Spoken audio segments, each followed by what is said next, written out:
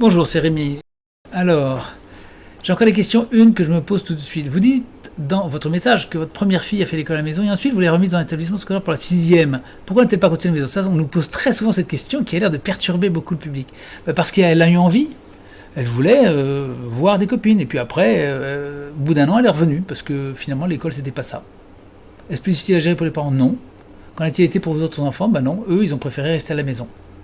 Déjà à l'époque et dès le départ, nous étions très libres et nous avions bien discerné les choses. L'école de notre fille était une très bonne école. Nous sommes allés la voir, on l'a inspectée de fond en comble parce qu'on ne l'avait pas mise n'importe où et puis elle nous a paru effectivement très bien.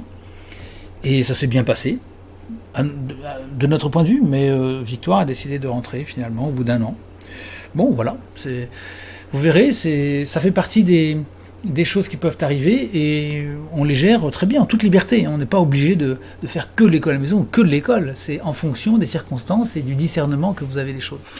Il est possible que nous n'eussions pas envoyé nos enfants vers des écoles comme on en voit trop aujourd'hui. C'était il y a quand même quelques années. Aujourd'hui, c'est beaucoup plus difficile, je pense, de trouver non seulement une bonne école, où on apprenne quelque chose, on soit en sécurité, où on puisse rencontrer d'autres enfants de qualité, mais où aussi il y ait des orientations intéressantes vers des filières intéressantes. Et je crains que même les très bonnes écoles aujourd'hui ne sachent pas envoyer les enfants vers les bons parcours. Donc aujourd'hui, certainement, on serait beaucoup plus sévère, plus exigeant, je pense. Voilà, je ne sais pas si ça répond à votre question. En tout cas, c'est pas parce que notre enfant retourne à l'école que ça condamne totalement l'aventure de l'école à la maison, et c'est pas parce que nous retournons à la maison que ça condamne systématiquement toute école. On peut trouver certainement, spécialement à l'étranger, je crois qu'en France il y en a moins, de très bonnes écoles. Il y en a encore en France quand même, il ne faut pas oublier qu'il y a d'excellentes écoles dans le vraiment totalement hors contrat, et spécialement, je pense, dans les écoles de la tradition, ce qu'on appelle les écoles de la tradition, qui sont de très très bonnes, certaines sont absolument excellentes. Si vous avez la chance d'avoir une école comme ça près de chez vous, la place est chère.